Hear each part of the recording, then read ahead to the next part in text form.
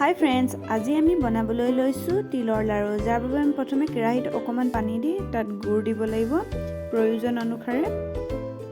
তাৰ পাছত গুড়খিনি ভালদৰে গলিবলৈ দিব লাগিব। গলাৰ পাছত তাত আদা দিব লাগিব সোৱাদৰ কাৰণে। তাৰ পাছত তাক ভালদৰে মিক্স কৰি থাকিব লাগে যাতে তলত লাগি নধৰক। তাৰ পাছত পানী তেনেকৈ গুড় অকমান ঢালি চাব লাগে। যেতিয়া গুড়খিনি এনেকৈ গুট মাৰি যায় তেতিয়া গুড়খিনি হৈ গৈছে বুলি গম পোৱা যায়। তাৰ পিছতে গুড়খিনিত অকমানকৈ তিলখিনি দি জোখ অনুসাৰে দি ভালদৰে মিলাব লাগিব। তাৰ পাছত তাত আমি ড্ৰাই ফ্ৰুটছ এড কৰিব লাগিব। ড্ৰাই ফ্ৰুটছখিনি এড কৰি আকৌ ভালদৰে মিক্স কৰি পিনে তাক আপোনালোকে নিজৰ মনৰ পছন্দৰ চেপ দিব পাৰে। তাৰপিছত এইখিনি খাবলৈ খুবেই টেষ্টি হয় আৰু বনাবলৈও খুব সহজ।